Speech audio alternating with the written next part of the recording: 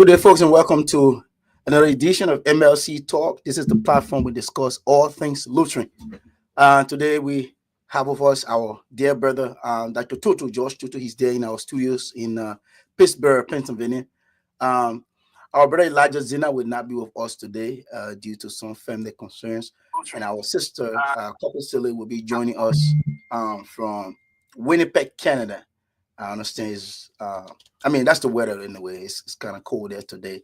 But folks, today we're here. We are discussing the topic, preach, teach, heal. Those are the three pillars of the Lutheran Church in Liberia. And we are going to be doing an analysis of our ministries, the Lutheran Church in Liberia ministries in today's world. And to discuss this topic, we have no one other than our own brother, a Lutheran, like every one of us, Brother Sizi Goyah. Brother Goyah, I want to say welcome and thank you for accepting this last minute, the 11th hour call. I don't know, I would say 11 hour and 59 minutes call that you accepted to be here with us today. Thank you so much for joining us. I appreciate it. Thanks for the opportunity. We are St. Peter Lutherans. We are the beginners, so we always got to be ready. So yeah, I don't think about parishes that say it according to preaching point and I begin parishes. Lord the original St. Peter Lutheran. Lord have mercy. You see, when we start from Millsburg, I think we went to Lofa, then from Lofa, we came to I say everything else at preaching point. Even all of y'all that try to start school, just how we have St. Peter Lutheran, only brain and then bring about on. You talk about See, Mafia has been pretty great. See, Mafia has been a three-story building. Three-story building. All I said at preaching point. You see, I give it a fire from yeah, you see, I was blindsided by this. I'm not lying to you. Our pre-show conversation was so nice, but I'm totally blindsided by that. I didn't even know that you were going to go this route. So I transferred my membership from St. Peter to Peaceful Lutheran Church. Thank you. So when I was in Liberia last year, I think a year before last. So when Fred Carter father passed away, so I went to Fred Carter, also go back up with the dress of goat soup. And then we were discussing, how St. Peter are getting so huge, whole lot of the people that were new in St. Peter, those who go to Liberia, had to see them again. Yeah. Pastor Lucia was there to drinking water. He said, well, why just transfer a membership to peaceful small congregation? We are small without big people, and those are the type of places I want to fit in. Look See that? So I said, what? All we know. Membership. I said, what? I'm making a member of Peaceful Lutheran Church. The next Sunday I went there, they introduced me, they called me on stage. I think I'm a member of Peaceful Lutheran Church that I no longer member. So when I go like brother, this I had to go see Peter. All we know when you became a doctor, you're still with St. Peter. So when you transfer later on, I would not care. The only place we know that St. Peter, everything else is ultra virus, according to the Supreme Court. Every other action taken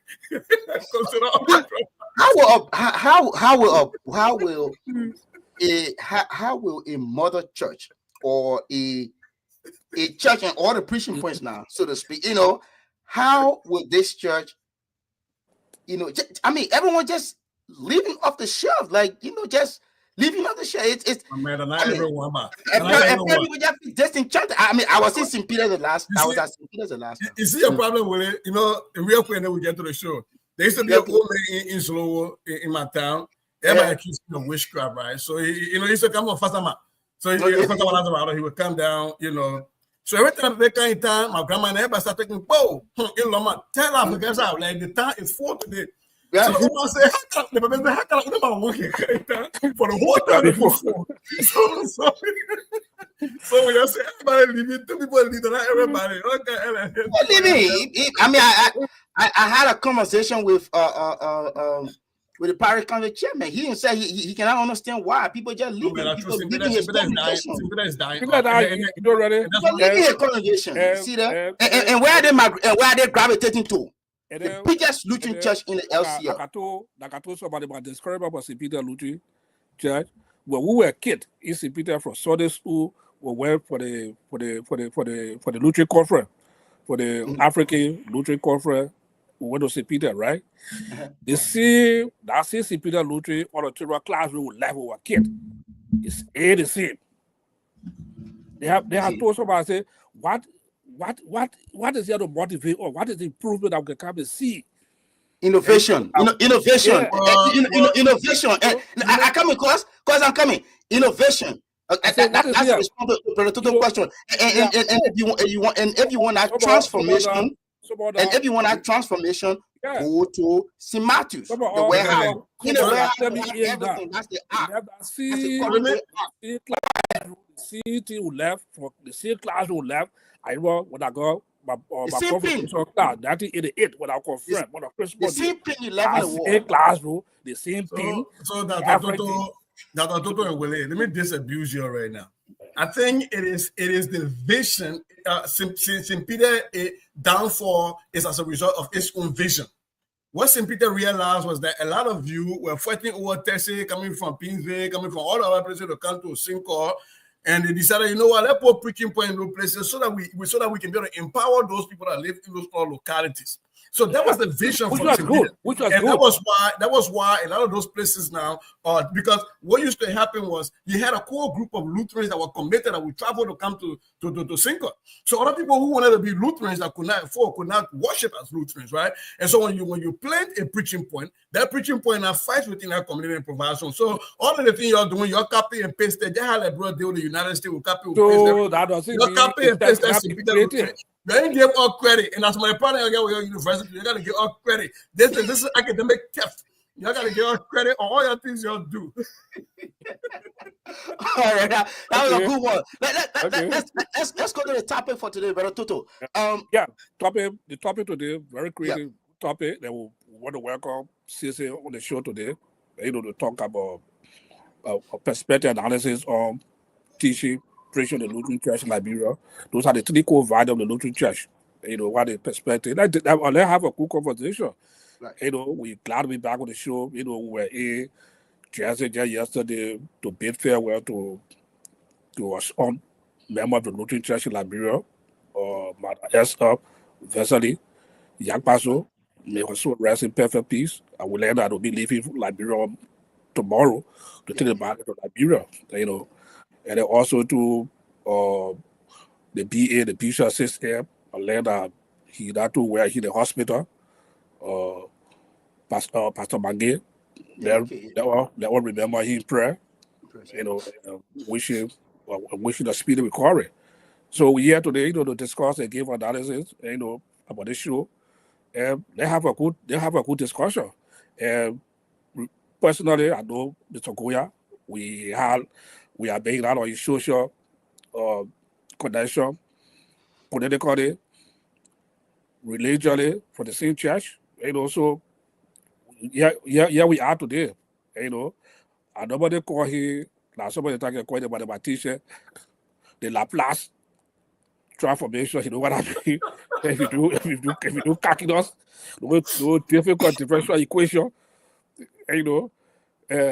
Let me just end before us. When I was in engineering college, with the business school there, we so laugh at them because one thing about them, they can take enlightened in science and engineering, but we can go to their enlightened and so in their courses. But when they come to science and engineering, they don't so in our courses. They don't even take enlightened in science and engineering. So we always will tell them, say, man, we are the best. But since they welcome to the show.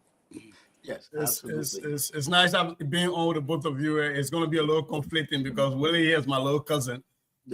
Been knowing one another from Topman Bird, the Nessus Scam, since before the Civil War. His older brother and I were classmates. The Duke himself. Or Yawula Obokwe or Santo Kobe Jr.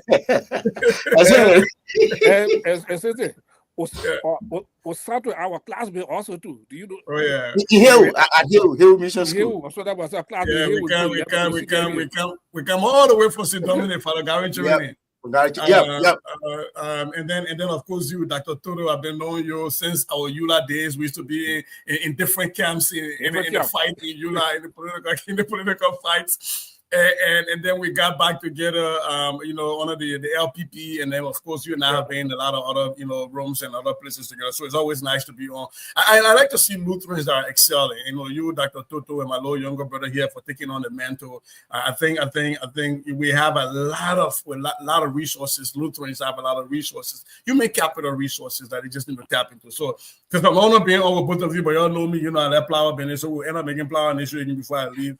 But it's just because of Zozo, we got to do it in Zozo way, you know. Like do it Zozo way. Do it in Zozo way. And I see our Reverend. Our Reverend says he's found out from his campus there in the Luther Seminary. Reverend Kokla, welcome.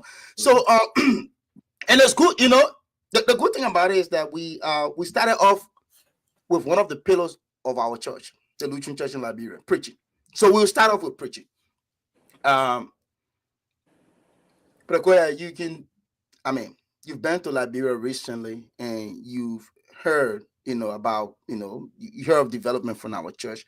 Looking at our church back then and now, how do you see our church in the next, meaning congregation-wide and the status of our, you know, preaching point and expanding like how we did before?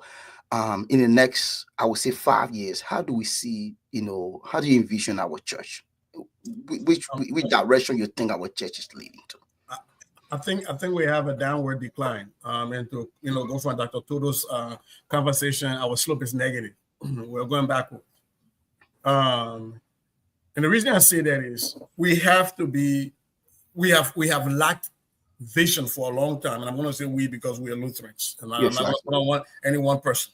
But I think as a church, we've lacked a vision. We've lacked the ability to see what's happening and to be able to project into the future and to correct course. And what am I saying? The Lutheran Church used to have a message. It had a certain kind of preaching and a certain kind of evangelism that was appropriate for the time. I'm talking about when we had the National Lutheran Youth and we had a Wana camp and we had all these things, right? I remember NLYF used to have a bus that when, if I, as a matter of fact, I remember when the Hebraic Council of Churches would not be anything if the Lutheran desk is not there. Yeah. Right? We had a certain frame, you know, we had a certain to be in the blueprint. We had an area that was for us. We had a niche, and so people flocked to the Lutheran school, St. Peter's. People flocked to LTI. People went to the schools in Phoebe and at the Current Hospital. Anything Lutheran Church touched was gold. We were the King Midas, right? For some reason, we start to decline. And look, let me tell you something. There is a competition right now in Liberia in Christendom. And whether people want to believe it or not, that's their problem. But there's this charismatic preaching that is come in. This deliverance, for good or for bad. I'm not one of those people who go for those prosperity gospel and charismatic. And God talked to me yesterday while I was walking the beach. I don't go for those.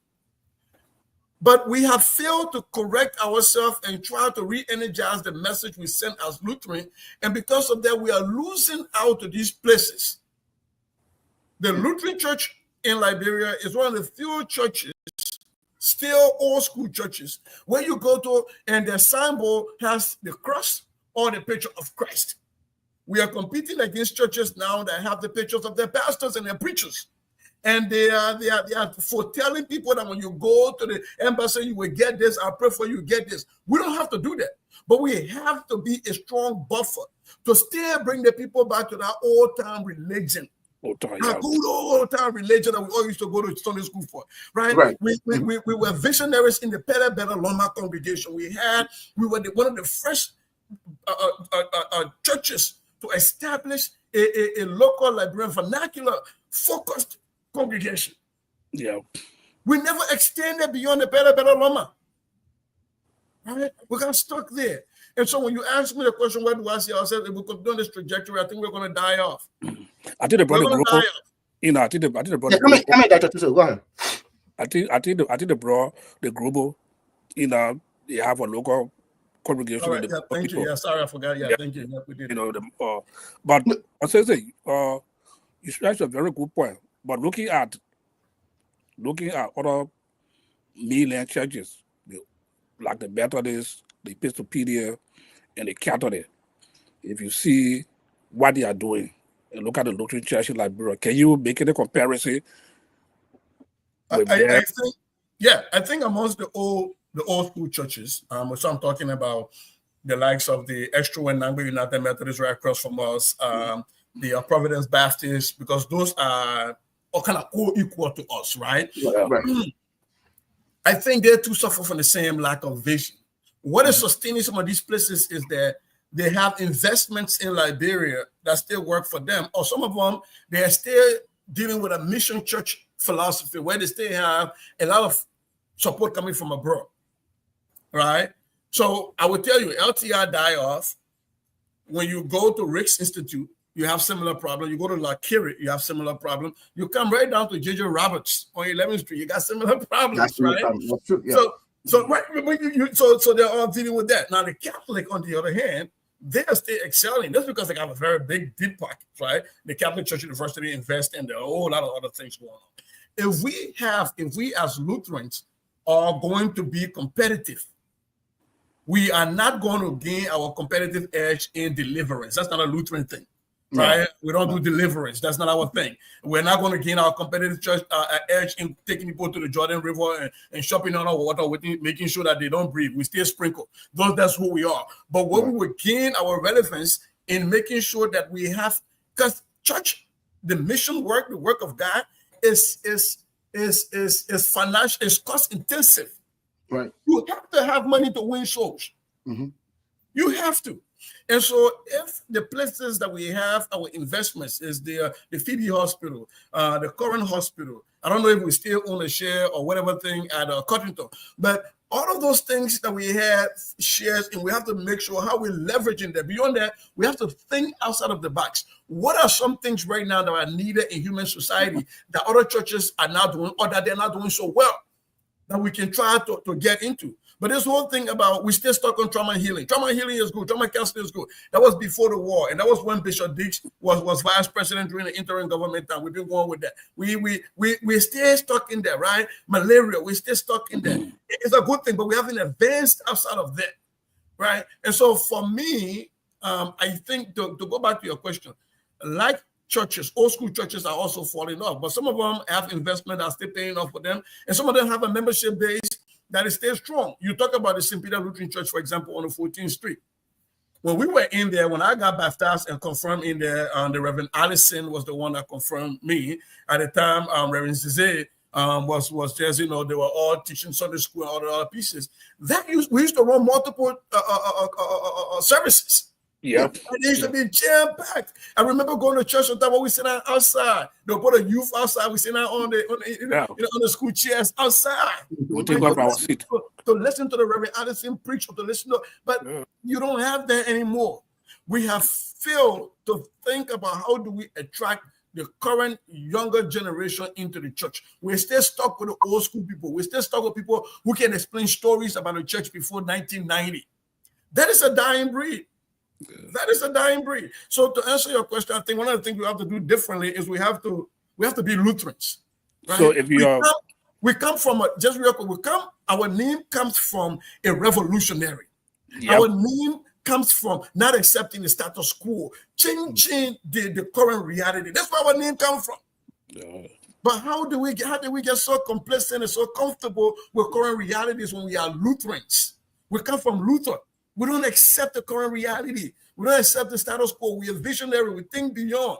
But when it comes to LCL, we feel on that point we've stopped thinking like the Luther after whom we established ourselves. Now we're just like, we take whatever it is old school and we keep it that way. So another question. So if Bishop Pamo want to invite you today, say Mr. Goyah, come and say to me, he said, tell me something that can help to just share me at least 3 to 5 things that you think that'll be that can help our administration to be successful. Why will you tell here?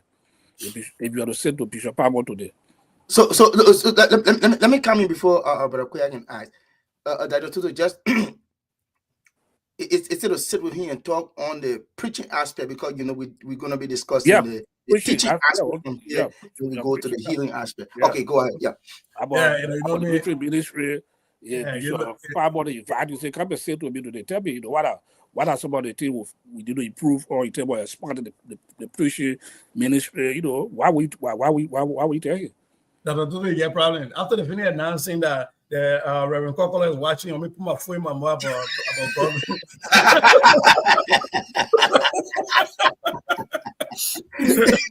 I see you trying to tell me I don't want it. No, but honestly, the Reverend Small People is watching in Minneapolis. So just I know. It won't for the Reverend to come me to my house. But no, but on a serious note, I think, and this is a layman's point. So to all those people who's gone to theological school, no disrespect. This is from a layman's perspective. Right. I think the same problem that faces a lot of other entities outside of religion is the same problem we face. We need customers. We need customers. And when I think about it from that perspective, what is it that people need? You have to create a commodity or service that is needed. And you have to keep working on that commodity and service and bring it out and making it look better.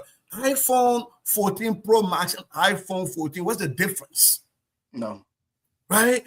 But the reason we still have an Apple and we don't have a BlackBerry anymore is because, you remember BlackBerry was a thing? Yeah. Was the first thing?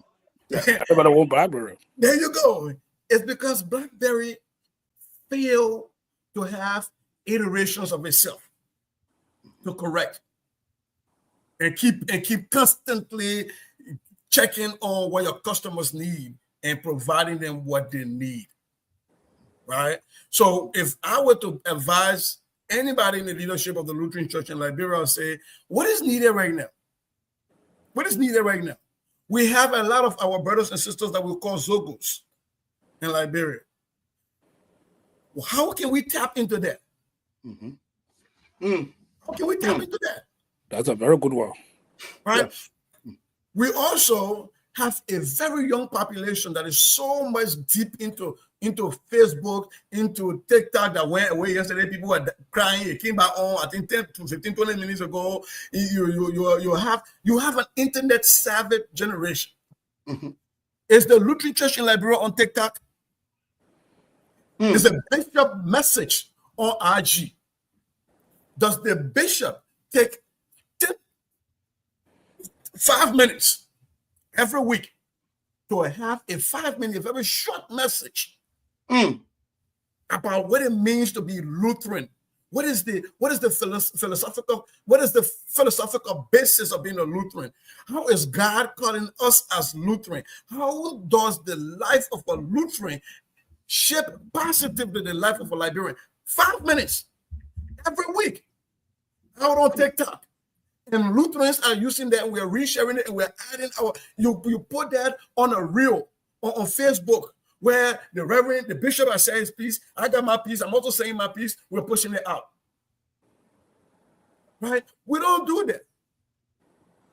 If I want to watch my mother church, St. Peter Lutheran, I have to look for somebody who's also a St. Peter person that day in the church that's going live. So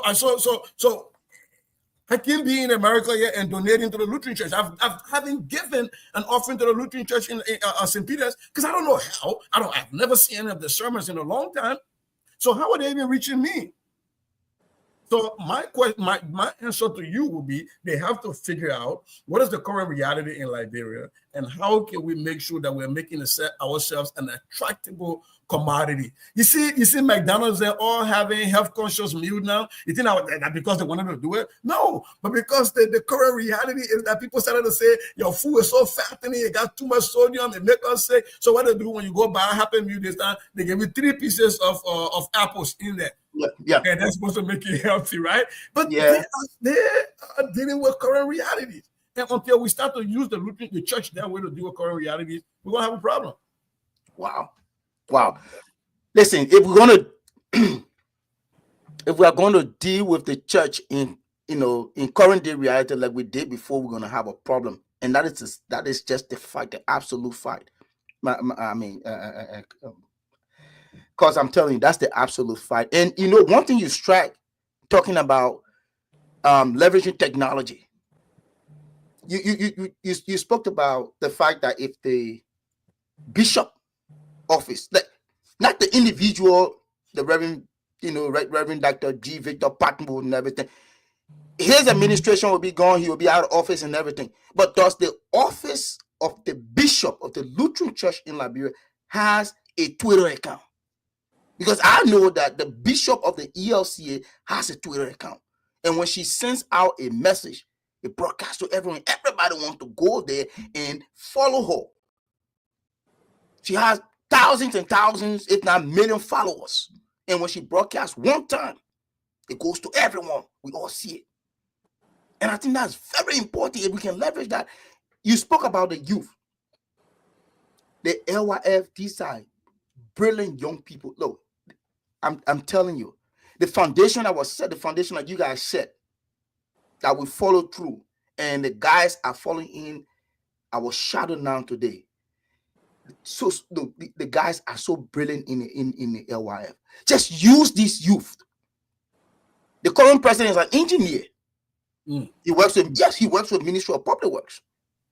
He and I will have conversation all the time. And it's the church using these young people. There's some of the projects that we have in our, like even some of our members that came on either construction project, came on doing some other things. Okay. One of the, he graduated now from the youth, but he still allowing himself with the youth. He is a counselor. He does the bar exam just a couple of exams ago. He does the bar exam from where the Lutheran Youth Fellowship. So, Brother Goyah, do you want to agree with me that one of our problems we see today is like the lack of innovation? Well, I said from the beginning, right, when I acknowledge you and Dr. Toto, that the Lutheran Church does not lack for abilities, for human capital, right? No. There are a lot of smart Lutherans I know that I don't even reach close to, we will be that people platoon way down the line for them. I know quite. Are we tapping into that? Are we encouraged by that, or are we frightened by that? See, that is the problem with leadership. I think so. Are you frightened by that, or are you encouraged by it? Because if you're encouraged by it, you empower them. You are not afraid of a young man coming out or a young woman coming out and outshining the other people. I'm happy to go back to Liberia as a former a diehard, politically active member of the National Lutheran Youth that we used to be in bishop politics, arguing up and down. I would not be disappointed. I would be so happy to stand tall when a Lutheran youth president can call me Brabi and that person knows way better, more than me, and is doing better than I ever dreamed of. I'll be happy. Because I can say, this is my little brother. He walks in my footstep, but a man is made. I was walking in size 5 shoes. He is walking in size 10 shoes. Right. He's made a footprint bigger. But that is the question, is when we go to these elections for bishops and stuff, and we elect bishops, and we elect people who then come in also, and then the circle around them, the immediate ring around them, that people that have their ears. If you look at it and you have more than 60% people over 60 years, so that's a problem. That is a problem. And it's not just for this bishop. So I want everybody to know I'm not speaking to this bishop who I'm speaking to, like, in generality, what we've seen before in the past. Yeah. And so I would agree with you, Willie, is that our problem is a problem of mindset. Our problem is a problem that we want to stay the same old Lutheran church. Yeah. And we can't be. Our current reality will not allow us to live that way. So we either adapt and be like the birds and the chickens, because the birds and the chickens were also a form of dinosaurs, right? Those are dinosaurs. Mm-hmm. Or we cannot adapt and be like the T-Rex and other things and become extinct. Yeah. So what are you going to be? You're going to be a T-Rex and be extinct, or you're going to be a chicken and a bird and still be alive because you have adapted to current realities? I think the chicken and the bird would be a better option. And then also to sister brought a very good point. We talk about in terms of preaching, also in terms of they see young people, our disadvantaged young people, the local community. Mm-hmm. We don't know how well the LCL reaching out to them. I can recall when in the early 90s, when they have an evangelistic department, I think they had a cattle ministry. Yeah.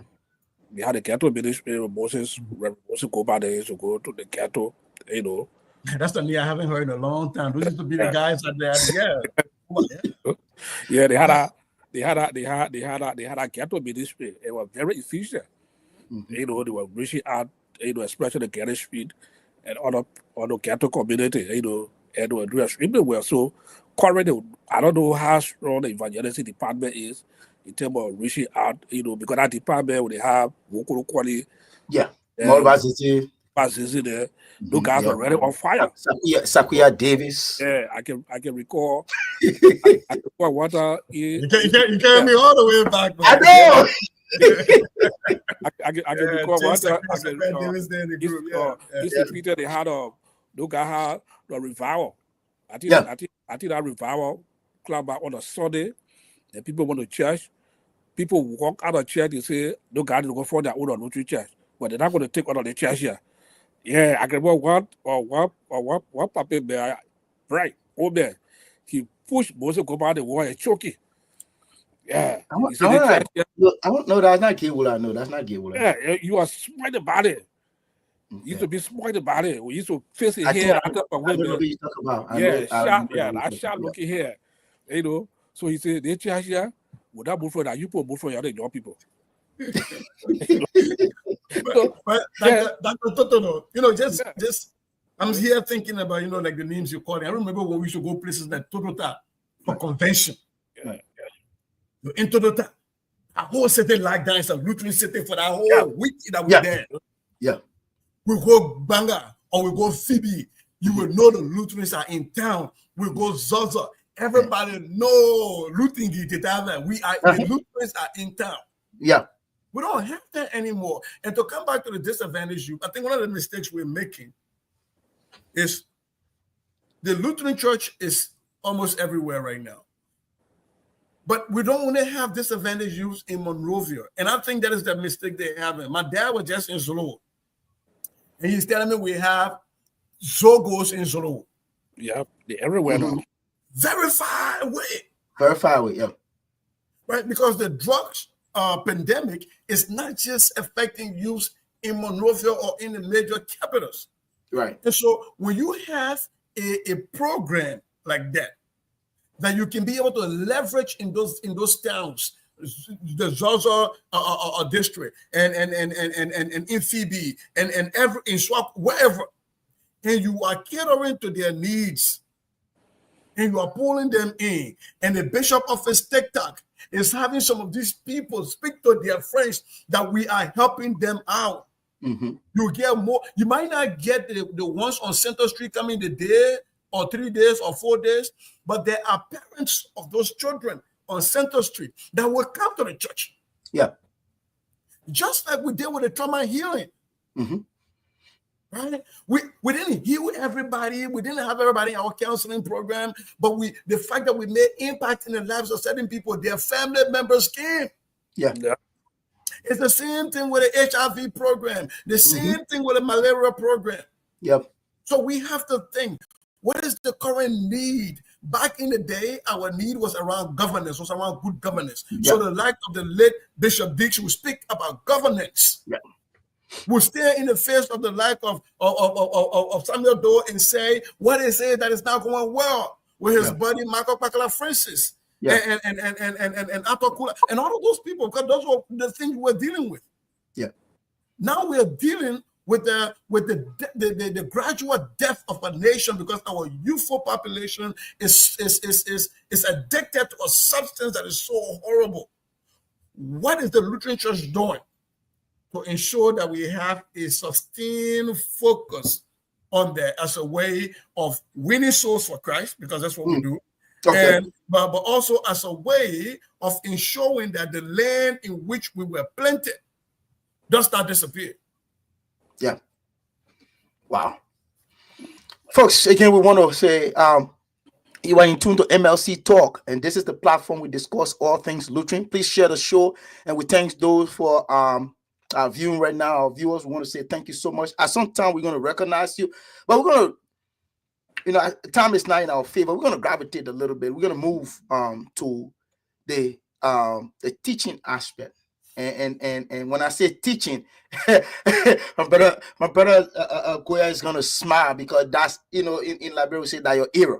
That's his era when it comes to teaching. I don't know if we should suspend teaching for now and go to healing. That'll tell you what you think and then come back to teaching. That flow to teaching. Okay, so we're gonna go to teaching. We're gonna go to teaching, and I know you're so passionate about this, please. I mean, I don't see any other Liberian Lutheran, any Liberian that is more passionate when it comes to the teaching ministry of the Lutheran Church in Liberia than our brother Sizi Goyah. Matter of fact, he's an academician. Okay, he's a mathematician. So he's everything when it comes to education in the Lutheran Church in Liberia. My dear brother, considering the education sector in the Lutheran Church in Liberia, which direction do you see us going? I'm going to start. It is hard for me to really just come up with a question. I don't know which question to ask you, but which direction? Look at your deal for Peter. Yeah. Look at your deal for Peter to RTR. Where we are. Where we are. I mean, but before you can come in, brother, in one of our team members, Brother Abel Lewoli was sent to LTR board chairperson to see how best he can use all of the expertise to wake up that area. When the current bishop first took over, that was his laser focus area. He said we got to do LTR, and even you contributed to LTR. Like I said, when it comes to education, you are more passionate. The moment we sent you the letter, right away you responded and you sent in your contribution, for LTR. But I mean, I'll just leave it to you, man. What you say about our education sector? I mean, from the Lutheran school system, do we even really have a school system to our clearer schools? To go ahead. So I went to a Lutheran school 1 year in my life, and it was Phoebe Community Lutheran School when Subai Givlak was the principal. And for full disclosure, I was between schools at the time. I had come from Cathedral. I wasn't always this cool, calm, and collected. I had gotten expelled, suspended. So I had a 1 year moratorium. I couldn't go to Catholic school. So I ended up back home. My professor, he gave people to know you're going to university. I went to Phoebe, and I went to Phoebe Community Lutheran School. And Phoebe was the hub at the time of the Lutheran activities, So you had Dr. Tachis and all those other people, and the compound there and everything. And I missed that. So Phoebe Community Lutheran School was not one of the shining gems at the time of Lutheran schools when it came to Lutheran schools, right? We couldn't compete with the likes of even St. Peter's before I say LTR, right? We've lost that. Again, because we have not been visionary. You ask the question if we have a Lutheran school system. I say even with the most loose definition of a school system, we don't fit it. Because there has to be a sustainability plan. We don't have that. What is our focus? What is our mission that really drives? What is the difference between a Lutheran education and a government public school education in Liberia versus a Baptist school education in Liberia? What is the difference? Can anybody that's been to any Lutheran school tell me the difference? We don't have it. It's the same argument when we talk about the GST, right? Where we come together with other denominations and say, everybody go there and we train. When you come, you be Lutheran pastor, you can be Methodist pastor. What is our niche? What is truly our niche? It comes back to, are we going to use current realities? Are we comfortable with the people we have currently, or are we frightened by them? I gave money to the LTI. Mm-hmm. But I'll tell you this, nobody from the LTI have reached out to me for support. And it's not like we're hiding ourselves, right? So we are here helping other places, but our own church will not call us. Are they not comfortable with us around the table? And it's not just me. It's like Dr. Toto. He's a professor, right? Are they comfortable? So for me, I don't think people have been comfortable for a long time with bringing people at the table that might not agree with their narrative or the way they want to structure things. But the Lutheran Church in Liberia has a unique ability. If we build, really critically think about how we build this from kindergarten through 12th grade, because I am not worried about the university right now, but kindergarten through 12th grade. What does a Lutheran education look like? What is the funding source? How are we being good stewards of the tuitions that we collect, and how do we give back to the poor in a way as far as scholarship goes? So our stewardship of our educational resources, whether it's the way we collect tuition and disburse of tuition, the way we think about teacher training, teacher recruitment, teacher retention, the way we think about what it means to be a Lutheran student, the way we think about what it means to have a curriculum from kindergarten to 12th grade, that yes, helps us pass the WIAC, yes, helps us compete with the other schools, yes, but has a Lutheran flavor to it. You know, everybody can go to Bagi. Everybody can go to Bagi. Right. But there is certain way the Pele people and the Loma people will call out to Bagi when you touch it. There is a certain touch to that Bagi that you know they want different from the other one. Yeah. But as it is right now, we all getting the Kobo education. We get to the Lapabido education. There is not here is the Loma Tobogi here. Here is the Lutheran education. We haven't even defined that. And so to answer your question in short, it is just like the preaching. We have to deal with current realities. We have to deal with current realities. We are going to be competing for qualified educators in Liberia. We don't have that many. So we're competing with the government schools and all of the other private institutions, right? What incentive are we giving to our educators so that we can attract the best among the best? Now, when we do that, what incentives are we giving out there? How are we different to attract students to want to come to a Lutheran school? Are we still teaching with chalk and duster, and the person got to be present 5 days a week in your classroom, knowing that the students you have today are not the students we have before the 1990 war? No. The students you have today, some of them are parents. Some of them are self-supported. They have to go on their hustle. How are you diversifying the way your education is centered, the way they access education? Because so everybody can be in your building 5 days a week, all day sitting there. Some people got to go do their hustle. They got to pay your tuition. They got to live. How are you making sure that you are using current realities to format the way your instructional delivery and what it means to have a Lutheran education? But also, Sizi, look at the if you look at the Lutheran church in Liberia, every parish want to open a soccer school. If I see St. Matthew, Trinity Lutheran Church, also in Matale, have a school. Then if you go in Banga, St. Mark have, it's a high school there. Phoebe does, I think, go to high school. Ituruta is a high school. So as in Kakata, St. Paul, that's a high school. And before they wouldn't have St. Peter, LTR, maybe Phoebe, ready for flourishing. When I see all the parishes happy to open this school there, do you think this school, they want to open school because of the population? Because everybody want to get school, the population is growing. Are they ready to do this successfully? What's the idea on it? Well, you see, and this is the thing. So the proliferation of schools for me is not a problem, because there is a need. In a lot of those places, there's a need for more schools. There are a lot of places where within 10, 15 miles, there's not a public school, right? And so all of these denominations, these churches are fighting to have church schools as a way of recruiting members. So let's not forget that some of these schools were built as a way of recruiting members for the church, for those parishes, and also to serve the members of those parishes who don't want to see their children getting a Baptist education or a Methodist education that would then get them to go to Methodist churches or Baptist churches. So having said that, I think what we have is not a school system, but a system of schools.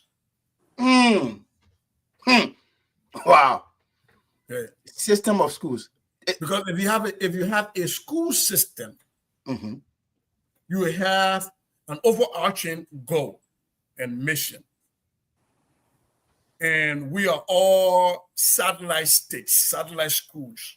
We are all carrying that one mission and vision. It is just like this red, white, and blue. We all carrying that. The 231 is in us. The Lutheran is in there. The mission and the vision becomes an overarching thing. It is not from site to site, right? But when you do have what we have right now, a system of schools, it's like the former USSR. We have a bunch of nations that are doing their own set thing. And then tangentially connected to the central office, right? So that's what we got to look at.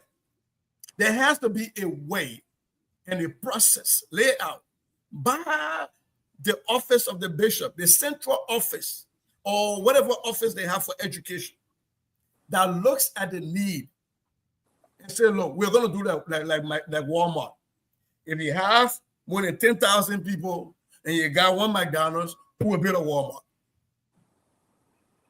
We have to have that. There has to be a calculus that we use to say you have a preaching point, you have this many people live in your locality, we will establish a school.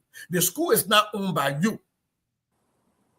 You manage the school because it's attached to you.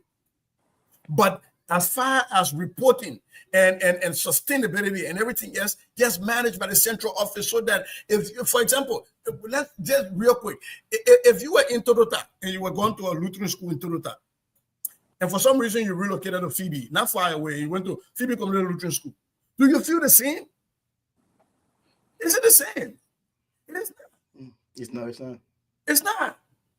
And so that similarity that I'm saying needs to be there. That similarity, because what that does now is that if I'm leaving from Lofa County and I was in a Lutheran school, I know that when I come to Monrovia, I can go to a Lutheran school, and the disruption in my transfer would be very minimal versus me going to any other school. But if we don't have that, then we are always consistently competing against ourselves, because if a Lutheran student comes from Lofa County, then they say, well, I can look at any option, because any school I go to, I have the same amount of disruption versus I will continue in my Lutheran path. So what we need to do is to ensure that we have a school system, tighten up, button up, versus a system of schools that everybody is just loosey-goosey doing their own same thing. Right? And when you talk about a school system, that means we have a unified curriculum. We have a unified pedagogy. How do we teach in a Lutheran school? That's the pedagogy. How do we teach in a Lutheran school? Yeah, we all want to teach what? A squared plus B squared, so the C squared. Everybody can call that up and but what makes that A squared plus B squared because the C squared, the way I teach it different in the Lutheran setting? How do I add an extra pele and loma to that toboggi? It doesn't taste like any toboggi. I just bought from Gobacho market on the feet. That's the conversation we should be having. Yeah, good one, Sizi. And then that got to the big one, based upon your analysis. Before we go to the big one, I still have one question for the small one. I know we're going to the big one. I have one question for the small one. Okay. But Goyah, you talked about system of schools and school system. I mean, it is so important that you are here today because a lot of eye opener. This is my. I mean, I'll be honest with you. The first time hearing system of school and it's making sense to me. So with that explanation, is it necessary or not really necessary?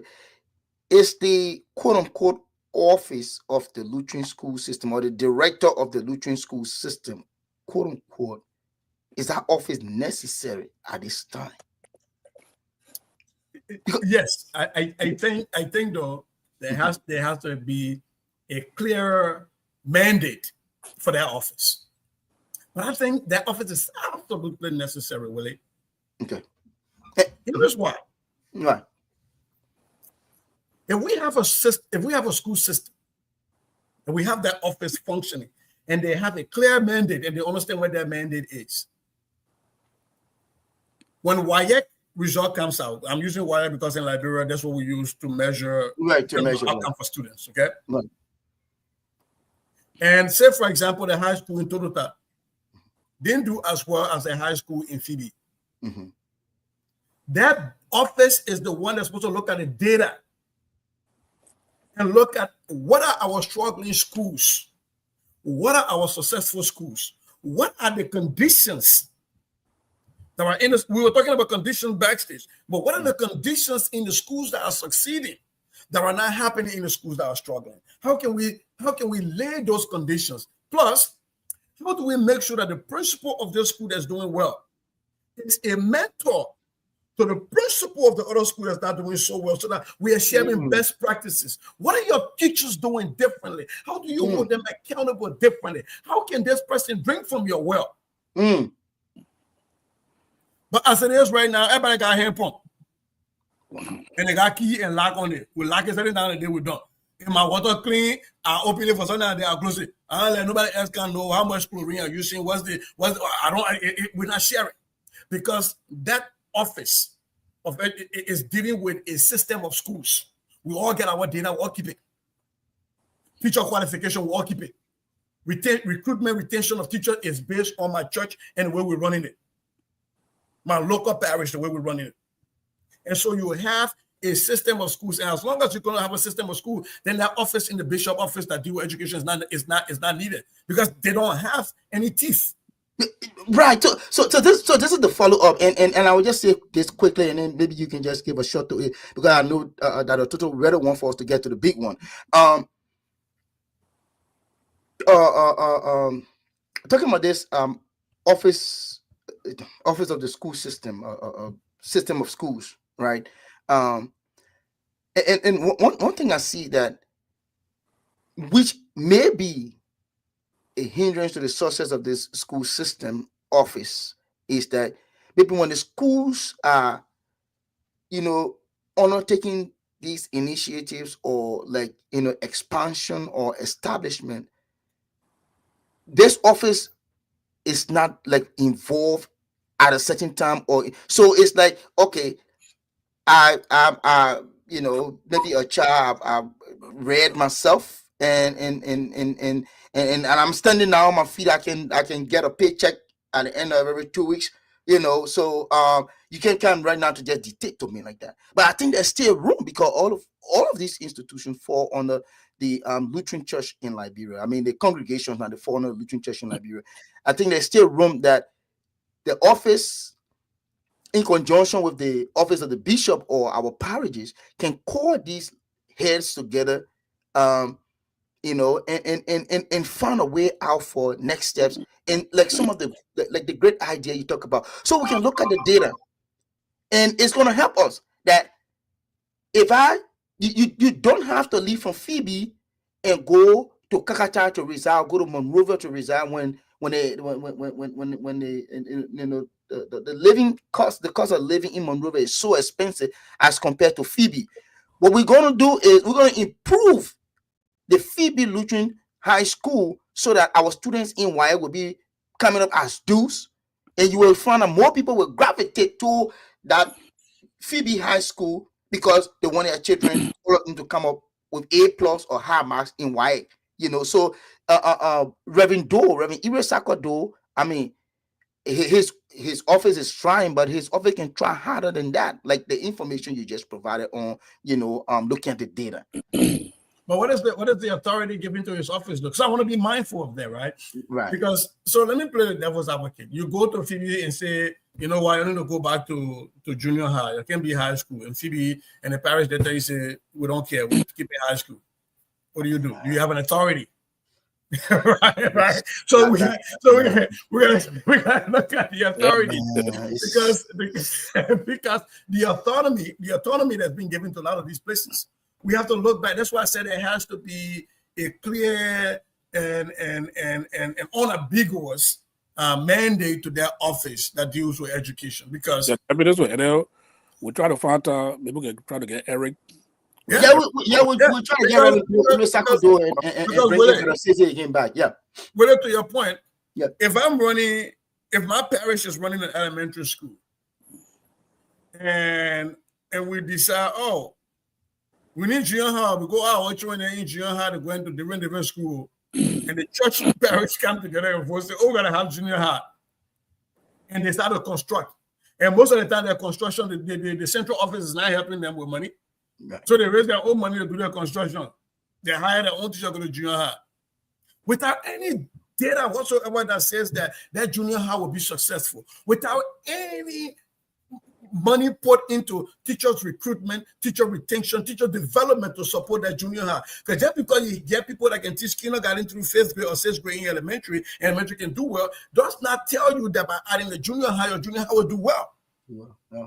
So who is responsible for the feasibility studies that says, yes, if we're going to build this junior high in Kakata, here are the conditions we need to set. By the way, they open a junior high in a similar place in Salaye, and they are successful. Here were the conditions they set. So let's borrow from the Salaye model, and let's implement that here. But the one place people are supposed to go for those models is supposed to be from their central office. There has to be a way. There has to be a defined calculus by which you can move from elementary to build junior high to go to high school. And in some places, you might have to say, no, we are not ready yet. Mm-hmm. We are not ready yet. And to your point, Lutheran schools in every county, we should have flag bearers that are proudly flying the flag of excellence.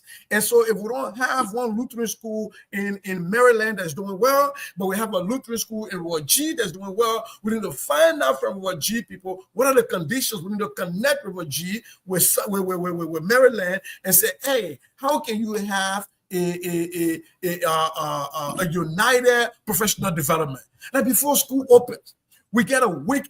Lutheran teachers are just doing PDs. We get doing professional development. We're getting our teachers ready. We're getting them in Zico. We're amping them up to get ready to teach our students. We don't do that.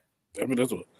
And then also, that move our says, go ahead. And then, in my, there was a school that was close to my community, just for the last academic year.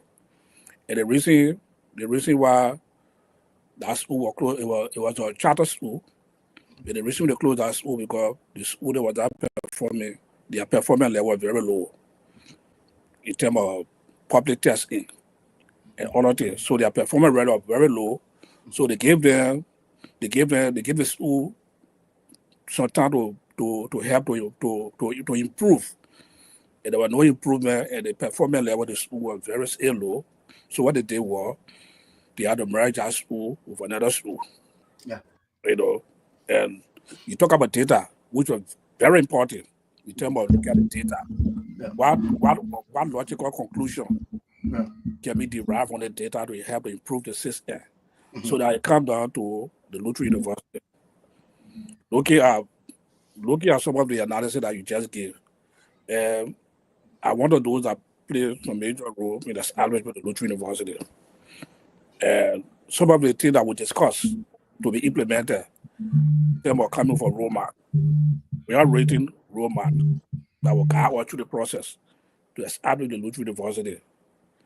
And I must admit, at certain time, it went a different level I did not see that project proposal or that roadmap. That when I talk to somebody, I say, hey, this is the roadmap for the Lutheran University. So I don't know if that was done. But here we are now. We're going through our accreditation. We are given accreditation. The Lutheran University operating Liberia now. What say you? What's your take on it? Looking at for the high school, for the Lutheran school system, where we're supposed to recruit qualified students to go to our university to continue Lutheranism. And we have a university now. How can you draw the conclusion to that?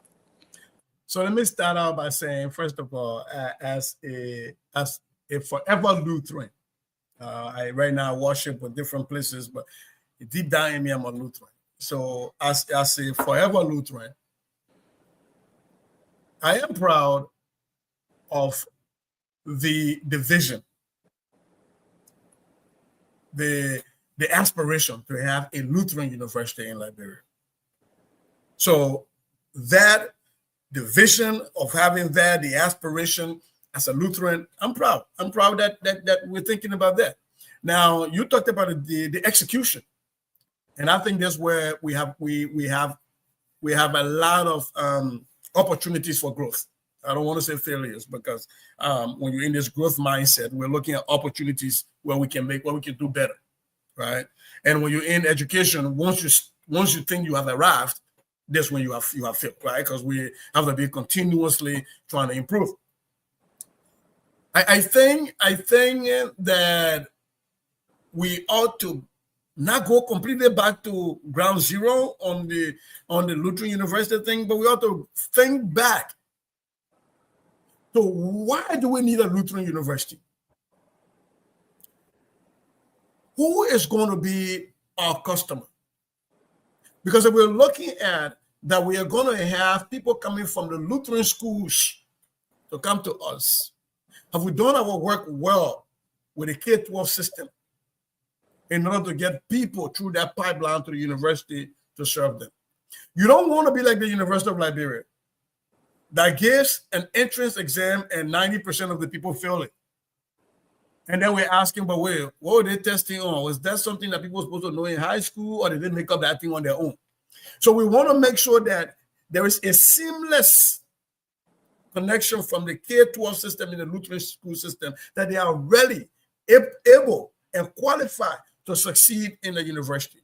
Now, as far as the way the university structure should be set up, I think collaboration, like I said, from the onset with the way we're preaching and the K-12, I think where we keep shooting ourselves in the leg, Dr. Toto, is building bigger tents, making the tables bigger and longer. You can't set one table and put 6 chairs around it when you need maybe 12. That is the problem. You are here, Dr. Toto. You know what minimally a university system should have. I went to one of my masters I got here were from a Lutheran University, Augsburg, right here in Minnesota. Did we partner with them? Did the Lutheran Church say, oh, let's look for our Lutheran school partners and universities and see, hey, how can you support us? What are some things we need to be mindful of? How did you set your system up? And by the way, Augsburg is in Minneapolis, which is a major metropolitan city, just like Monrovia. So what were the conditions that you laid out here to be successful at Augsburg? We can look at that and say, okay, this will not fly in Monrovia, but at least we got a beginning point. We can throw some things out that don't make sense in our Monrovia setting or in our Liberian setting, and so we'll do this, but at least you have a place to start. And the likes of you, and there's so many other people with advanced degrees, they give up Manakus, and all those other people that you could bring to the table. I'm not even calling my own name in that, because I think, at that level, we people plan too. But you have a lot of people that the Lutheran Church can leverage. So again, my point here is that why do we keep creating these small laying out these small tables and creating these small tents? Is it because we are frightened by the amount of knowledge base we have in the Lutheran Church everywhere in the world, or are we going to encourage and leverage them? So to answer your question, Dr. Toto, you were on that. I mean, we talked about that before, but for somebody like you that we all give credibility to because you know your thing, and you're sitting out there and people are keeping certain documentations from you and you get to see certain thing roll out later on, we say, oh, somebody should have read that. Right, I was here already laughing at the what's the pastor that was using his page, his personal Facebook page for the Lutheran University, and I was joking about that, right? But Dr. Toto, you didn't even know that. You saw that. I could tell that day that I was anybody's like, oh crap, how did this happen? Because people have not been forthcoming with sharing the information. I will close by saying, I will shut my mouth by saying this. The Lutheran Church in Liberia, the Lutheran Church worldwide, has a lot of qualified people that know a lot about running school systems. That if you in Liberia tap into them, you will have no competitors. Even the Catholics that have been doing this forever it will be a distant second to the Lutheran school system. If we do it right, but we have to be willing to bring people to the table that will challenge our mindset and challenge our vision. Yeah. Well, I think we can recognize our guests that we get to the last aspect, the healed aspect. What do you think? Yeah, we can do so. I wanted to comment on a big one, but you know what? I want to leave it. I want to leave it like that for now. We don't want to cause more. Let's recognize our guests. Yeah, so I want to recognize our brother Leroy Mulva. Leroy Mulva is actually from St. Matthew Lutheran Parish. We also want to recognize Bali Jeremiah, and of course our Reverend Smokey Cockler. He comes from St. Matthews as well. Brother John Dixon is following us from Todota. Brother Kesaliba B. Vesely. Kesaliba is following us from Ghana. And look at that. I was Reverend Wokolo Colley. You know, when we talked about the preaching aspect first, and these are some of the names that you know I remember when it comes to evangelism from St. Peter's. You know, Wokolo Colley, Sakuya Davis, and even the Reverend Orita Davis. She was also part of the evangelism team, and you know, I mean, they had a solid team back then, but I know we passed the. That was a golden generation.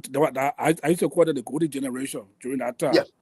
They like the Arsenal 11, right? After we won, after Fiora then left. So Lutheran Church the Arsenal right now. After Thierry Henry there and Patrick Fiora then left, we start going down. They start going down. They will reach the ceiling and come down. Yeah, that was a golden generation. So I'm a sucker for organizations like him. I'm a Arsenal. And guess what? Brother Wesley Colley is following us from Oro. You know that's Reverend BBC's brother. But I mean, let's take away Reverend BBC from there. But Brother Wesley Colley is a permanent person in the Lutheran Church in Liberia. I want to say thank you so much for following. And so as I was saying, right, I was about to say, but Goyah, before we go to the healing aspect, and sorry if I should take us back just a little bit. I was in conversation with someone one time, and they said that they also raised concern about our church, the direction of our church, and this is from the preaching ministry. One thing they suggested was that the person suggested that from the just ended elections, those who contested, they all had a vision for our church. And this person suggested that why not bring these people on a table so that we all, they all can bring those visions that they had for the church and see how it can be, applied so that, our church can move in this direction. But now that elections, the election is over, and then just, okay, I'm the one in the driver's seat now, and just forget about it, and I'm just moving this way. that was the person's own, suggestion, and I think it was a good idea. I mean, that's for me. I mean, you can give your opinion to it. The studio can give his opinion to it, but I think that is a brilliant idea, because if you had a vision for, I will go quickly back to this the story Whip Not Child, okay, Ngugwa Chiango. The black man, the white man, they had vision for that farm. So the black man is son say, you know what, for the love of the Shamba, we can coexist. So for the love of the Lutheran Church in Liberia, I think I mean, come on, Reverend Sizi, the vision that you have for this church to move the church forward. You come from a unique area when it comes to evangelism. I mean, what can we apply to move our church forward in this direction, so that we can not really attract people to the church, but in other ways, but to just see our church improving from the stage at which it is now. So the first thing we need to stop doing is quoting Kenyans. We're still on school system, right? Oh, all right, sorry. And start quoting the people that built the yellow wall on why that wall was still there and me something. But having said that, I'm sorry, I always mess with people that don't know. Every time there's somebody quote Aristotle, I say, why are you quoting Aristotle when you can quote Madame Frank? We will start quoting just say one. But no, the point I understand the point you're making. I just gotta No, sure. Look, I think again, Dr. Toto and I have been on a lot of platforms together, and he's heard me ad nauseum talk about the way we copy and paste in Liberia. We don't copy the whole thing. Yeah. We sometimes we copy the front, and then we don't go to the conclusion. We get wrong here. So it's the same thing about democracy, right? We copy American democracy. We ain't finished it. We run with it. Now we get 31 different political institution. When the America will copy out the two that because the Green Party even not even exist. They can't even have. We copy the red, white, and blue, and the people had 13 for the original colonies. We say our own power. We say for people that sign. So a lot of other things, right? I'm saying this to say that the church, we are copying from the larger society in the way we run campaigns, the way we elect our bishop. We have now managed to take that larger system and say, what does it mean? How do we, there's something in education lately that's cultural relevance. If I'm teaching you math, and I'm teaching A squared plus B squared equals C squared, and that's just it. There's no relevance. There's no connection. There is not, by the way, that's how the people use it in the village to build a rest kitchen, the attic of the rest kitchen, where we keep the rest in. At the end of the time, you're looking at triangles. We're not saying anything like that. We're not looking at a yellow wall to give a relevance to the A squared plus B squared equals C squared. And by the way, we're calling it the Pythagorean theorem, which means it was developed by a Greek man who, by the way, stole the idea from Africans that were using it. So it's not relevant anymore. We've not brought the relevance back. So when I look at the way we conduct elections in the Lutheran Church, we say election have consequences, because that's how we're doing it. Yeah. I won, you didn't win, so I don't need your ideas. Right? Election have consequences. I'm running with what I said I was going to do. That's what I'm going to do. And I think that's what we're feeling. I think that's the point you are going to, Willie. Right, but it comes back to how many of our winners have had a time to actually survey people who took part in the elections. The reason I'm asking that question is that will help with leadership greatly. If Willie and I are running for a position, there are some people that are going to vote for me just because of my personality. It has nothing to do with what I say I'm going to do. And there are some people that will vote against Willie just because they can't stand Willie. The man, maybe, the man can wear glasses. He let her too far. They got that problem. Even though Willie's ideas are best. So if the winner is able to survey the electors, you will know that, who voted for you versus who voted against somebody. Because there's a difference between me voting for Dr. Toto for something because I don't like you, Willie. So I'm really not voting for Dr. Toto. I'm voting against you, Willie. Right. Mm-hmm. And so it's not about all the things that Dr. Toto say will do. You will do. It's just like instant Willie. Right. So if you ask that, then you will find out that there are a lot of people who actually believe in Reverend Zizi's plan about this. Right. There are people who voted for me, but still like that Reverend Zizi's plan about this particular aspect. So we need to call Reverend Zizi, or we need to implement that part. Because there's a larger population of our people that like that, even though they didn't vote for Reverend Zizi. But in our current dispensation, we feel like carrying out somebody's vision is a failure. I do not want to carry out what Willie was saying he was going to do, because then that look like I lack vision. That means I'm a failure. Yeah. And that is the bigger problem, because people have not understood how to calculate victory. Right. A victorious leader for me in the church is somebody who recognizes that we have competing ideas. There was nobody in the race that was saying, let's close down the Lutheran church. Lutheran church is not good. We all are saying that the Lutheran church can get better. We just all disagree on the pathway to make it better, or how fast to make it better. And so if you win and you think your ideas are the best, you abandon everything else, you are a sore loser. Because you have to be able to check and say, what were the people actually voting for and against here? And if there are a lot of ideas that came from the other camp that people like, we need to find a way to bring those people. If we can't bring them, we bring their ideas. Real quick, I ran here for school board in RCO in Minnesota.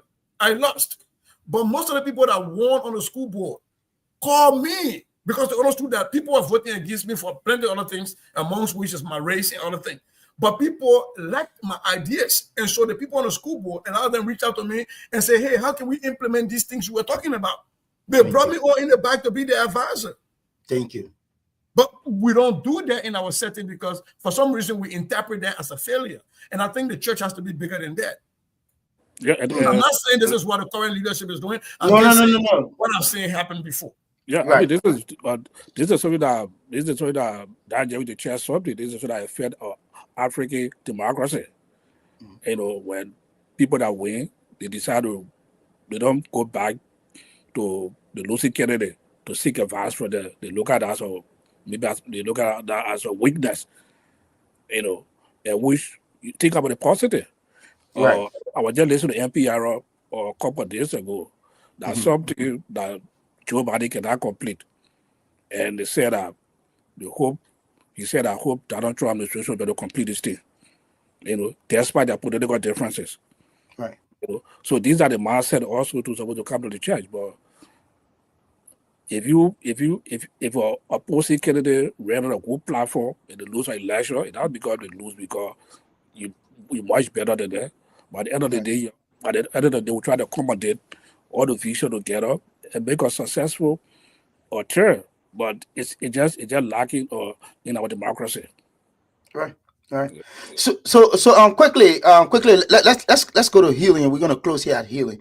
But Goyah, so last Sunday we had the medical director of Phoebe Hospital, and I'm sure you follow. You follow our show before. I mean, the moment we start, you already following the show. So yeah. So we had a lot of great some great discoveries, I would say. You know. About the current status of the Phoebe Hospital. And first of all, when we created the flyer, the first topic we had was the renowned Lutheran Phoebe Hospital. And we were corrected that the name Lutheran Phoebe Hospital should be, taken away and just have the Phoebe Hospital and School of, and that's the official name, though she clarified that, but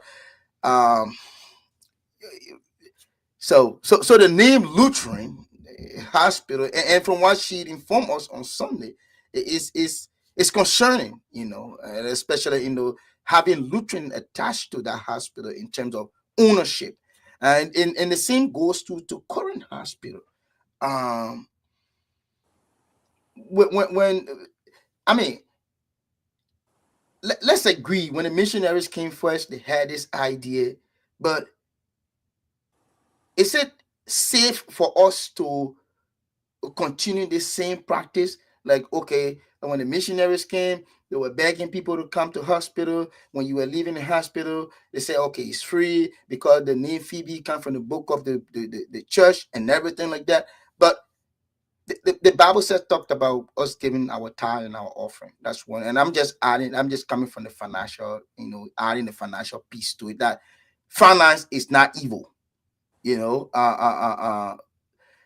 order to run successfully an institution, you need plan, you need everything, including finance. So is it safe for us to run this institution or our hidden ministries in this direction? Like, okay, the missionaries came, they made it free, so to take it away, and the people will say, oh no, they can't come there, and I mean, where do you see our healing ministry heading? So, as somebody who was born in Zaza Current Hospital, I know the last time I heard you talking about your Lutheran thing, you were born in Phoebe, but as somebody who was born at Zaza Current Hospital, all other Lutheran hospitals are considered ultra virus. Ultra virus.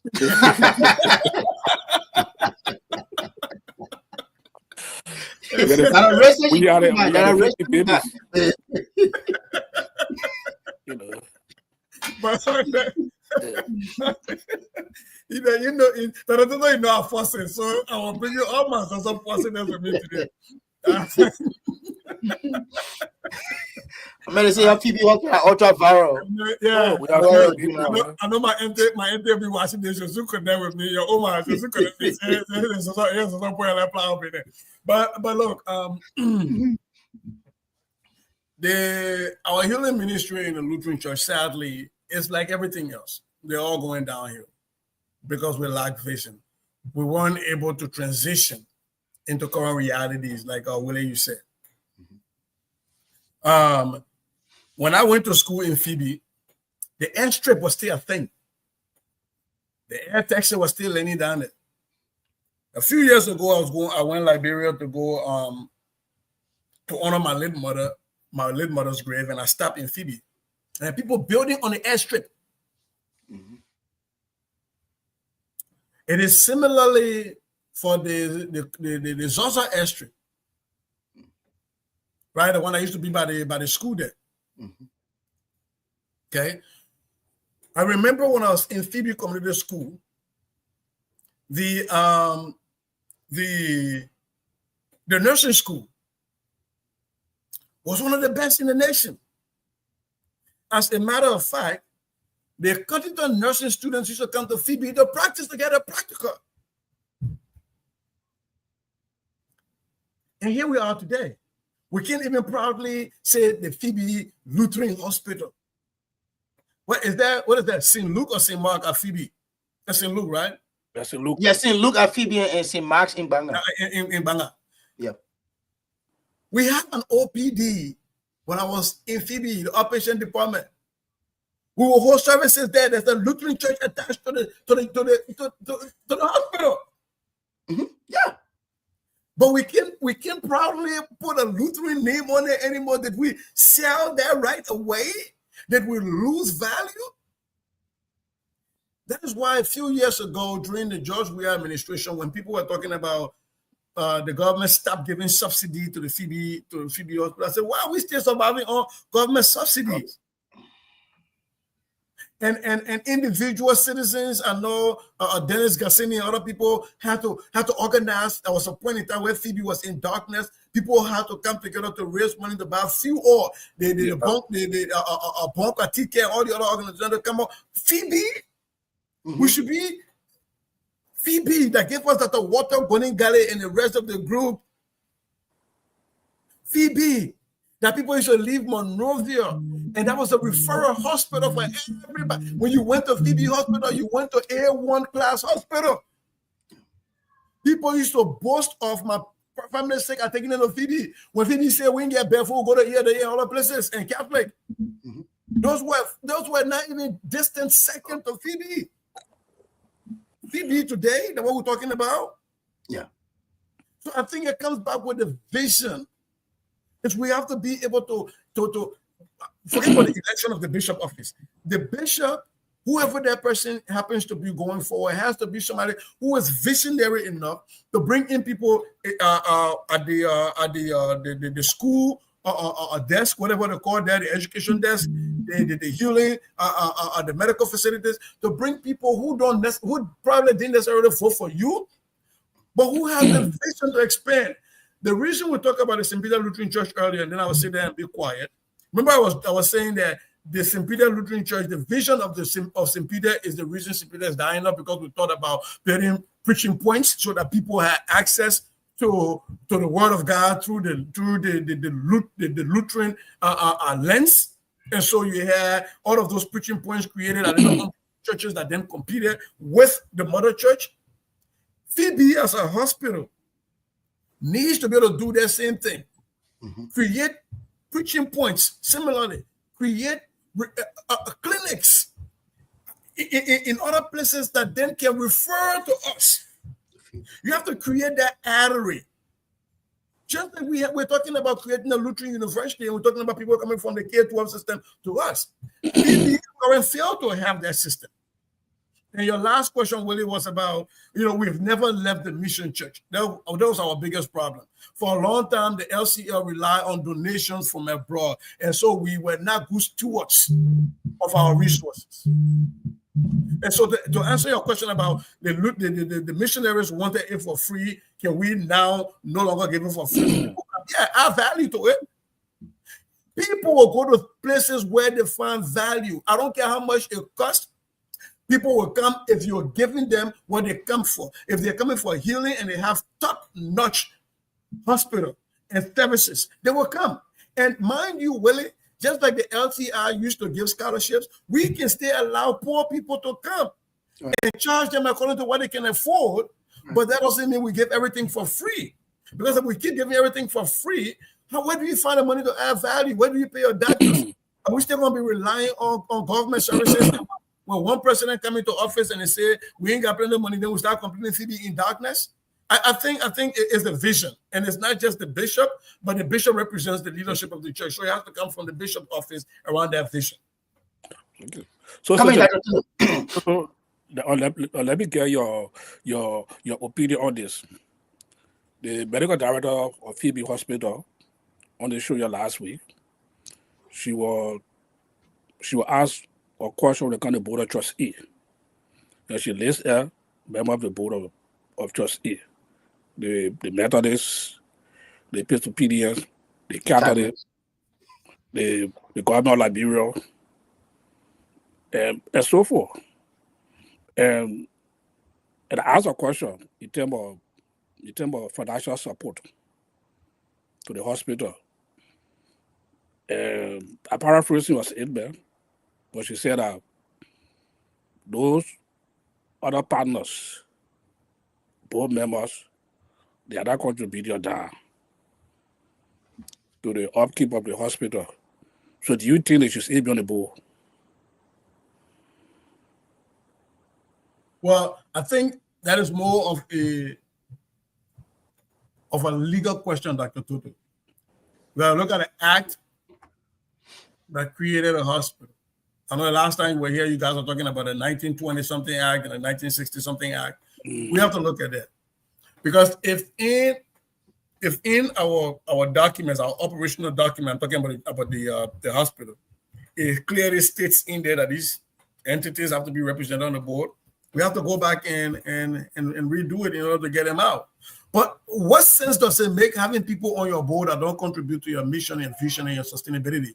I go back to for example, to quote, whether you quote somebody from Kenya, I'm about to quote somebody from Liberia, a very renowned philosopher,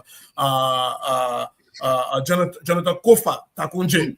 He said, your mission, your vision, and your intention to this nation. What is your mission, your vision, intention to the institution if you're on the board? That is all for Nimba County. What is your vision intention? Your mission, your intention, your vision for the nation is poor. So is your mission and your vision and your intention for the institution is a well-meaning. Right? So that I think, and that's what I'm saying. Like when I talk about this vision piece about everything we're doing, that we're not lived in the moment, we are not ready to serve the current customers of today. We are still built in a way to serve people from years to years. Our school system, we're still expecting everybody to come to school 5 days a week at the same time, bell to bell. Our medical system and everything, we're still built to serve people instead of a population that we don't have anymore. So we have a commodity that has no market. No market. When I came in this country, we have button phones here. We used to pay for data. We used to pay for 9 weekend minutes. Yeah. Create button phones, we will buy it from you. Yeah. Even the minute I selling drugs that want their burner phones, they still want to have internet on it. Internet on their phone. Yeah, you're right. So we are still in the Nokia 3210 industry. We're still producing Nokia 3210. But we want to live in the iPhone 16 world. We have people that want iPhone 16, but we're creating a Nokia 3310. That's what the Lutheran church system is doing.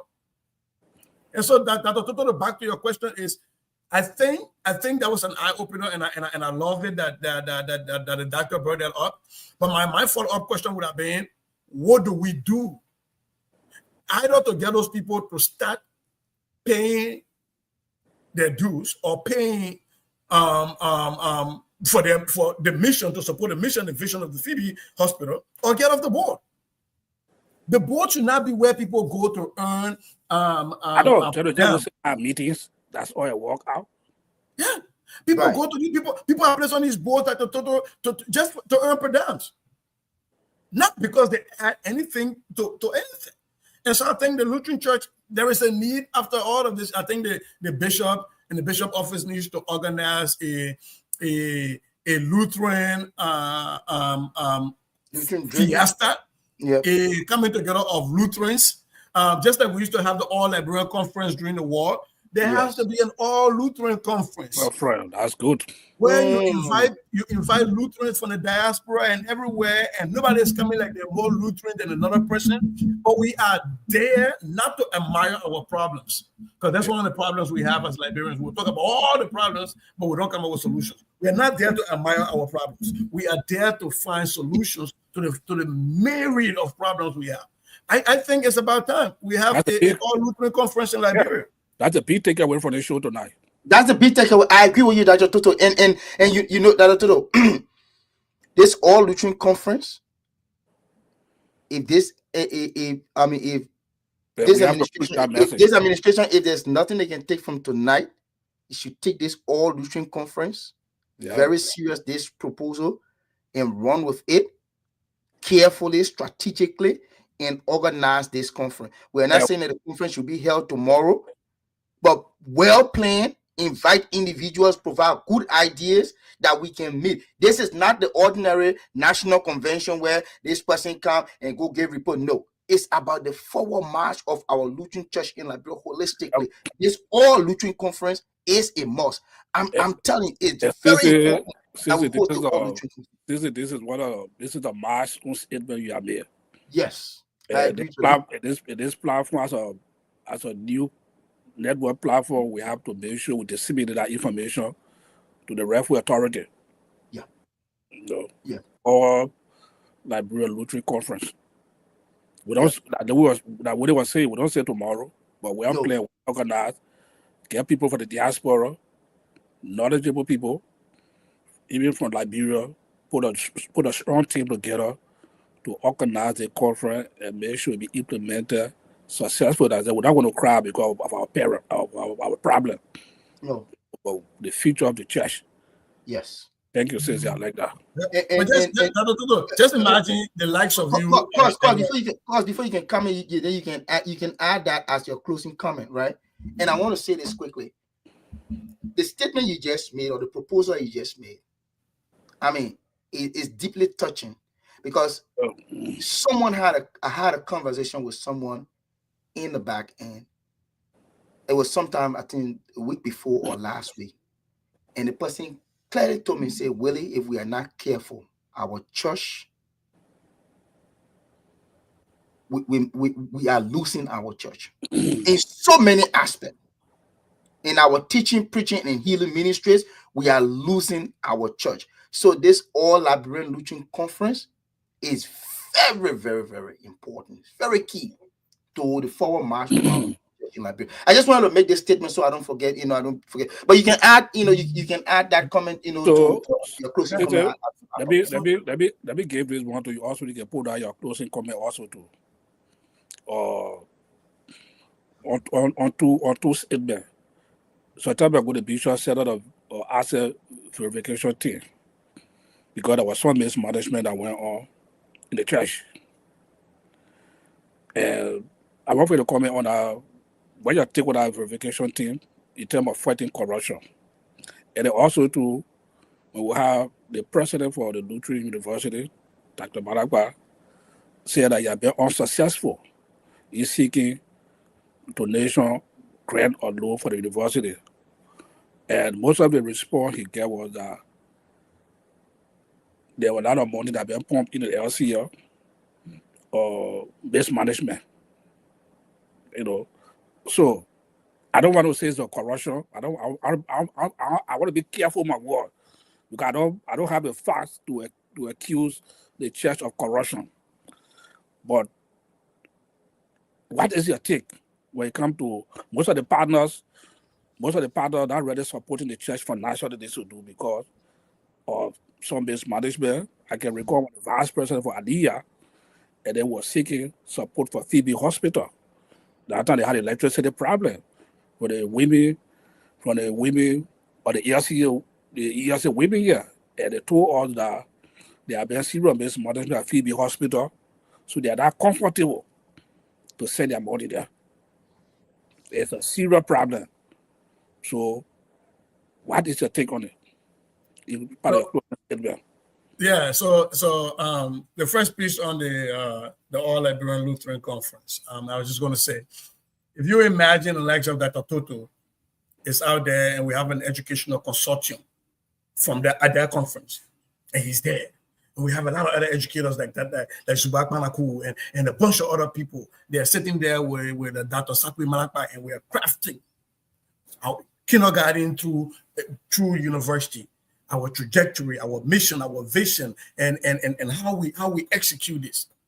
And then you have, and just thinking off the top of my head, Dr. Bladden Kennedy is there, and you have all of these wonderful nurses, and they're working with the hospital. And you have a Willie Kobo. You have we can create so many consortiums that focus on so many different aspects of our Lutheran life and how we change and adapt to current reality so that we're not a T-Rex, right?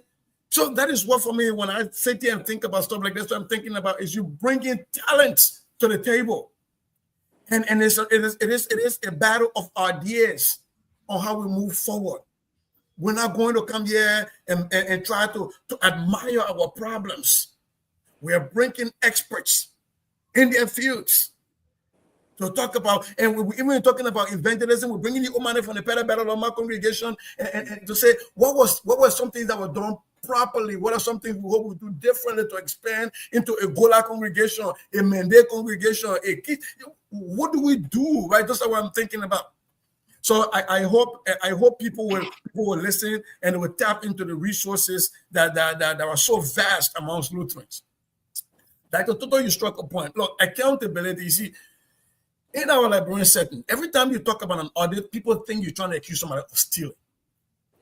And this is what I've always told people in every organization that I belong to. An audit of a system is to tell you, what is the book I'm trying to look for here? We did some,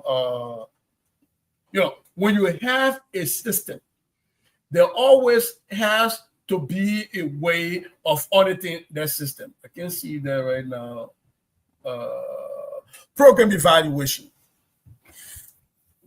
Sorry, I said I ain't my own library right here. Yeah. Program evaluation. As a math director, that is what I do. We buy curriculum. We don't say we buy it, we finish. We check, we collect data, we see how it's working. That's our audit, by the way. Did we invest more into teacher pedagogy? The curriculum is failing because the teachers don't know how to teach it. The curriculum is failing because the teachers know how to teach it, but the way the students are understanding it is not making sense. We do audits to give us that, to let me know as a director, where do I need to be focusing more of my energy? A lot of schools told me you bought way too many books for the children, the workbooks that the children are supposed to do their homework in. Okay, fine. That is an audit on my system. I'm getting real time. It's okay. Next year, maybe we don't do as much as that. We put more into teacher training. Or we don't have teacher training. They're telling me that the training that the curriculum companies provide is not appropriate to what they need. So I, as a director, need to do my own PD for them based on what they're asking. If you don't do audits and you're not transparent, people end up having a donation fatigue. I don't want to keep giving my money to an entity that I can't see you standing on your feet just consistently, just showing your hand for stuff. It doesn't necessarily mean that you are stealing. It just means that I'm always giving to sustain you. You have not thought of a way to be independent, because an audit will tell us in the next, here's what we did. Here's some of the places that we are leaking money. We are wasting too much money in here. This program is not sustainable. How do we pivot from there? Here, an audit will tell us where we're investing money, how much money we have in the savings, in the this, in the that. How are some programs adding more value to us? We need to expand on those programs. Which programs do we need to shrink? Do we need to look at our educational system and see why is it that we collect tuition and yet we still need people to donate money to us to pay our teachers? Do we need to find a different way around that? Because I can't keep giving money to a school system that's charging tuition. I said that to you here for LTI, and then y'all stay home on me. I still give money to LTI. But the problem is that you can ask for money in the first 5 years, like the university. But what is the plan for the university to be self-sustaining? I asked that question one time that I told you on the show, right? I said, is this a for-profit university? Right. If it is a for-profit university, why should I give you money? Sell shares if you're going to be that, or tell me, look, for the first 3 years we need money because here's the plan, here, blah blah blah. Here's how we become sustainable. Then I know when you're going into, I guess, okay, I will give you money for free this year and next year, knowing that 3 years from now you're not going to ask me for money because you'll be sustainable. Right. But to Dr. Toto's point, if all of our access, last time I was here talking about some land that was given to the church that people are encroaching on and people are taking back because we have shown ourselves to not be good stewards of those gifts. It's the same thing I think the bishop was looking at when he pointed together that group. Nobody, whether foreign or local in Liberia, especially your foreign partners, especially in these Americas and Europe where we're dealing with inflation and stuff. Nobody wants to keep giving to a 100-year-old a partnership that we don't see anything coming back from. We keep giving money to Phoebe, but Phoebe is operating. We keep giving money to LTI charging tuition. So what are they doing with their tuition? So an audit of a system is to check on your stewardship. And I think one of the things we did well as Lutherans under the era of the Allison and the Diggs and the BBCs and was to show accountability, was good stewardship. I don't know where we went off on that. Now, when you talk about other people, sound like you're trying to say somebody's stealing, or you don't accuse people of stealing. We're not accusing you of stealing. We're just saying, let's look at the way we collect resources. Let's look at the way we expand our resources. Are there other places we could be doing better? Are there some things we need to abandon? And are there some things we need to leverage? And having said that, because I wanted me to end this with a closing, I want to say it's been wonderful being on the show. I'm a forever Lutheran. I am very critical, but I will be one person to raise my hand to say if the Lutheran Church in Liberia is ready to really, really have a conversation around education, particularly K-12, and the way we can rethink and be nimble and be ready and be an iPhone instead of a BlackBerry or Nokia 3310 in the current dispensation. My hands are always raised to support and help, free of charge. But you have to be willing to allow me to push back on your ideas. If you don't want that, then don't call me. Yes. But Goyah, this is not the first time you've said that. So many times, I would say countless number of times you said that, You're always willing, and you know this is just something that we just convicted about this. What our church has done for us, you know, we can pay back just the little way that we can pay back. You know, and the same thing with my Lutheran connection. The idea of my Lutheran connection just came back after the Luther FM. You know, that's another conversation by itself. Could not just really be a could not be a reality. So that birthday my Lutheran connections. But I didn't even want to touch on that. yeah, but it was a good show today. It was a good show. Dr. Toto, what do you make of today's show? And I mean, this is a very firing power, power conversation, you know. And after all what I've been said, like I said, the big takeaway from the show tonight, the All Liberian Lutheran Conference. Yes. And it's so good Bishop be on the show next Sunday. I don't say that. And we will push it across to him to get his opinion on it. And reach out the other stakeholders in the Lutheran Church. I think this conference will be very important. We have to work out to put the modality together if the bishop office can accept the proposal. Because it's a conference, I believe will focus down wouldn't just one aspect of teaching, but will cover all the three major ministry of the church. Because as you said, our institution is failing. If you go see our institution, our infrastructure, they are imposed it. And like Sizi was saying, people not just keep pumping money in our institution when there's no improvement in terms of accountability. So I think it was no mistake that we have to go out on the show today. And he I don't know how to describe it, but he expand on so many things, you know, that need to be done in the church. I want to say thank you for that. You know, and we will be glad to have him back again, you know, to see some of the progress I've been made in some of the places. He can do his own research also too.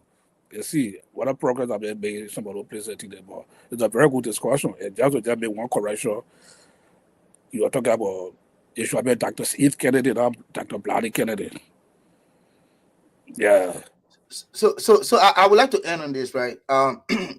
There's a saying that goes, or let's say if something happens like in, you know, God forbid, in terms of like death or so, most time in Liberia we say, you know, that's the will of God, or anything happened, you know, we say it is the will of God.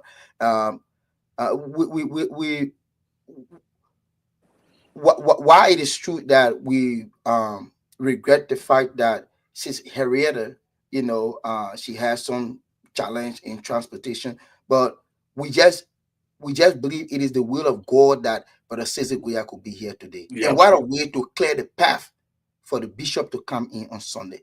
Yeah. You know, I mean, wonderful show today, and Brother Goyah, I mean, I can't thank you enough. You know, from accepting the 11th hour and 59-minute call to appear today and having such a wonderful show. I mean, I couldn't imagine having such a great show, you know, other than this today. And I really, you know, I really do appreciate you. And to all of our viewers, we want to say thank you all so much. The biggest takeaway today, like our doctor has said, All Lutheran Conference, ALC. I already got a name for it. It's the ALC. Whatever year it's going to be, whether it's going to be ALC 2026, ALC 2027, the ALC is a must. With that, we want to thank you so much. Go ahead, Dr. Tutu. I say it's a must. It is a must. The ALC is a must. So we just have to add a year to it. And when Bishop comes on Sunday, we're going to start have this conversation beginning today with some individuals in the back end. I see that I'm teaching you politics. Like, see, now wrong quick, not ALC 26, ALC 27. ALC political party.